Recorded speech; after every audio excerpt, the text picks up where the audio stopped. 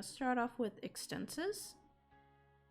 It looks very artsy and I like artsy games. But we're gonna play Extensis. It looks really interesting and really fun.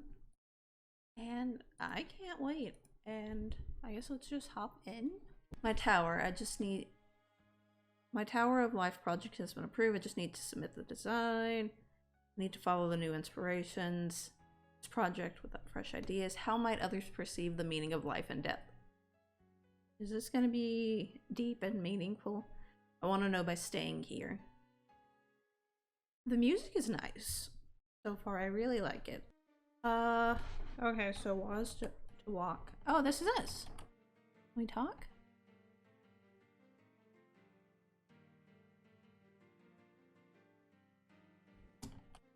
S to talk and interact. Excuse me, could you lower the stairs to the upper level? Oops. Are you crazy while the train is moving? Oh, that won't be an issue. I spent a lot of time designing this train. I can assure you it will be safe. You must be the mayor then. Certainly not through an official spectrum, but yes. Fine, just don't go flying off the roof. Okay, we talk to them.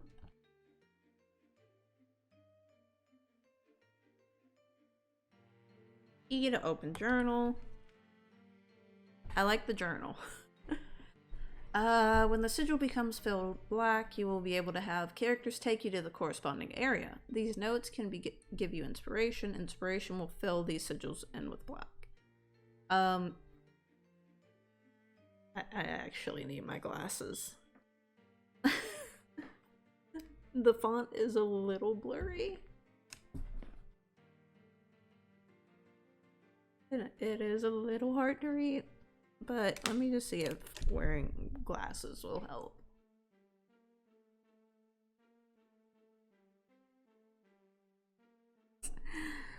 Okay. We'll just figure it out. Okay, we can adjust the volume in there. How do I get out of here? How did I open this? Oh my gosh. Okay, E.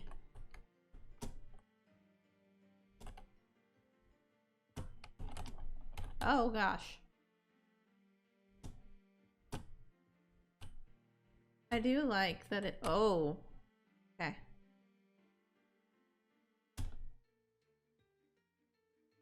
There are birds. Hi. Oh, I know. S to talk. Sir, you know it's dangerous to be up here, right? Ah, of course I do. Colorful friend. However, the breeze is nice. The view is magnificent and high places are where I am most comfortable. The real question is, what is your reasoning for prancing about atop the train as well? Well, I am a bit more acrobatically trained, so I assure you it's safer for me. I am an artist, an architect, and I like to have a hands-on approach with overseeing the construction. So I have learned to safely traverse great heights and precarious terrains. And you're using the skill to prance atop a train because— to look out over the city of Verish. I'm to build a massive tower in the center of my artistic opus. I came up here to get a better view. I see, and yet you are on a train leaving the city and towards Fortress? Correct. It is embarrassing to say, but I've hit a bit of a snag with my artistic inspiration. I hope to find the meaning of life that will spark my creativity and allow me to create a true masterpiece. But it won't be found at home, I fear. A pilgrimage of artistic inspiration. I love it. Perhaps we will see each other again on your journey. I do hope so. I would love to hear how you are coming along with your search. Perhaps so, friend, though it might be unlikely. Even I don't know where inspiration will guide me beyond Fortress. Well, my new friend, never count out the spontaneous whimsy of an unexpected coincidence. Oh gosh. The art style is very— seek inspiration, seek transport to where your inspiration leads. Okay. Like, it feels like a sketchbook. Can I go in here? There's someone up there. S. A massive arboreal, one of the tree beasts used by scholars and pilgrims alike. Though I've never seen one like this, what secrets does the Grand Librarium hold to grow an arboreal of such strength and majesty? Oh, it's a tree creature. Who is this? Sir, Sir, that is a majestic arboreal you have there, if I may be so bold. Yes, it serves its purpose sometimes. At the moment it's being rather troublesome. Oh, what seems to be the issue? My associate appears to have given me faulty command runes. I have to create my own fix so I can get this shipment of parchment to the Grand Librarium. Oh, that's a shame. If you are able to come to a solution, I might be interested in seeking transport to the Grand Librarium if my inspiration would lead me there. That shouldn't be an issue. Come back later. I have enough experience to fix this rather quickly. Oh. Who is this? You seem to be rather pleased with yourself, miss. Indeed, I'm rather enjoying my fellow librarian's plight. It appears he read the command runes for his arboreal upside down. How long do you think it will take him to notice? Oh, depending on how conceited he's feeling today, this entertainment would last for hours. Besides, he tends to enjoy working through these sorts of things himself. Well then, who am I to ruin either of your fun? Oh, what's this? A gorgeous feat of mechanical design, this telescope etchings and filigree dances across the surface. Even the delicate mechanisms are adorned with art. A little hourglass sigil is featured prominently, the symbol of the Grand Librarium.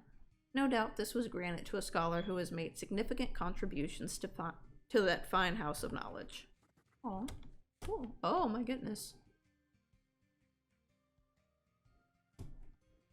We can go up higher. A skilled runic encoder controls the devices that move signal flags along the rails, letting ships know where to dock. Such devices of complex design are no doubt products of the studies done within the Grand Librarium. You have the perfect timing. It appears that I've solved that minor snafu with those inerrant command runes. I will be leaving rather shortly. Do you still wish to come along to the Grand Librarium?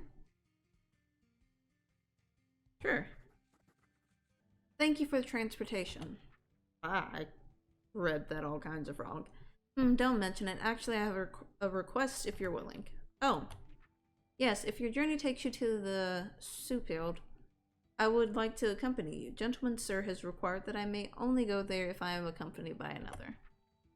Oh, I suppose that would be fine, so long as you can provide the transportation. I can, thank you. Hi, Librarian Lady Valdieri. What a colorful lad you are. Is there anything I can help you with, sir? Well, first you can tell me where you got those fascinatingly beautiful tattoos. Ah, these old things? I etched these in years ago. Beyond doing librarian work, I specialize in etching runic tattoos for scholars and wiccanry. Oh, wonderful. Your line work is exquisite. I'm sure the runes applied are quite useful as well. I'm not as well versed in runic encoding, so I'm not familiar with the function of yours. Ah, these affect chemicals within the body. It's a trick I learned from the wiccanry in Mosram. I'm actually going to be visiting the wiccanry who taught me these runes soon to reapply your tattoos. I might be interested in coming along. I don't know much about wiccanry culture. Well, let me know when you decide. I'd be happy to share more stories with you on our journey. What are you reading there, friend? Oh, I'm reading a tome on the pilgrimage of Bone Reader Arthas. Apparently later in Arthas's life, he disappeared quite suddenly, claiming he was traveling to the mysterious lands of Ilthican? Many of the settlements there actually came about because of all the people who attempted to go looking for Arthas, the doomed village being the most prolific one. Fascinating. Was he ever found? Not according to our scholars, no. It appears there is a note on the desk. For those seeking audience with Gentleman Sir, thought form of kindness, he is currently occupied with his weekly children's storytelling circle in the gardens. If you wish to join, feel free. Signed, Gentleman Sir, patron of the librarium.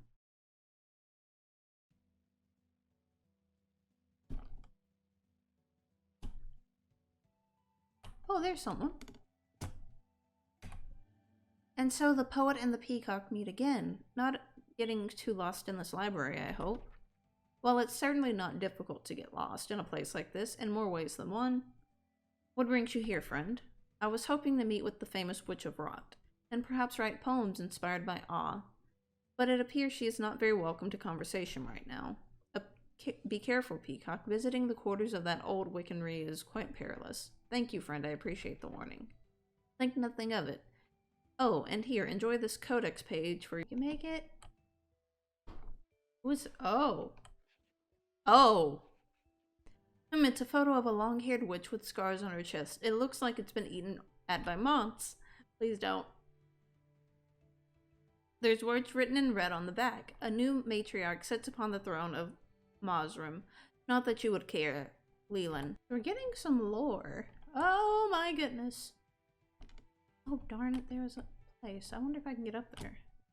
And as the stone doors were closing, I realized that the only way to escape was to kick the treasure across the floor. The door is getting stuck by the heavy wooden box, and with that opportunity, I was able to escape through the narrow opening right as the wooden chest shattered, massive doors slamming shut inches behind me. Why, with all of the trinkets and jewels that spilled out, I nearly tripped and fell flat on my face. Haha, but gentlemen, you don't have a face. What? I don't? Oh goodness, why didn't someone tell me? The young scholars laugh, and the thought form finishes the storytelling session to an audience of smiling faces. Thank you very much for being patient. I do very much enjoy my time telling those young learners exciting tales.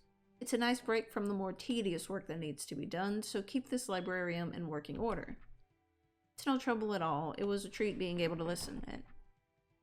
Aha, you flatter me. Now, I must apologize, but I would appreciate if we could continue this conversation up in my office. Of course, I'll meet you there. Now then, what may I help you with? I am looking for insight on something specific, and I wanted your take on it. What do you believe is the meaning of life and death? A curious quandary. Well, I believe it is to help those that would come after us. To live is to learn and pass on and treat people with kindness and respect that we hope to see in this world forevermore. Those children I was reading to, they will remember that joy always, and it is my hope that they take that joy of learning and pass it to others. Interesting. That's a very good point. Your opus is incomplete. Explore more paths and discover new meanings. This is interesting. I really liked how you got to experience all the different meanings and like definitions of, you know, life and death and stuff like that. And it's a really cool concept. I try not to present any meanings of life as more correct than others. Yet I liked that a lot, because no matter what, there was no just like, oh yeah, this is the one true meaning, this is what everyone has to live by. It was more so just your journey is your journey, and your definition of those things is going to be your definition of them. And like, that was really cool to see, because you don't really get that very much in games. It's always a set thing, I would say. Even the mayor's meaning of life is meant to be kind of a springboard to create your... Yes. And that was a great way to end it, because, you know, again, it's how each of us as individuals perceive, you know, those concepts. You know, it's based on our individual experiences in life, and it was really neat to see that in a game. Because, again, you don't see that very often. A lot of it's very just, like, linear. And I like how this was dynamic. But yes, this is a very good job. Like, I'm so glad I got to play it. Like, I saw the art and was just like, I want to play it. Because I love games that have, like, those really unique art styles. And it just felt like being in, like, a painting or a sketchbook the entire time. This was my take on a walking simulator, and I wanted to make something like it for... That's awesome. I like walking simulators, actually. Like, they're very relaxing when there's not just, like, here's a bunch of enemies, have fun. You know, I like being able to explore in games. Like, I know with games like, say, Horizon, I just put that on story mode because I couldn't, like, the combat was just too much, and I wanted to explore and read, like, all the audio logs and stuff. And you couldn't do that if you were being attacked by 30 things. I'm glad you enjoyed it. Man, you should see the stack of physical assets for this. Oh, wow. I bet. So are they actual, like, paintings? Or drawings? I have a game for you. Try Edeon? It's chill. One of my favorite games ever. Yeah, it's all on paper. That makes this even cooler. If it's actually all on paper. Really cool. It's over 200 pages of traditional art on 11 by 17.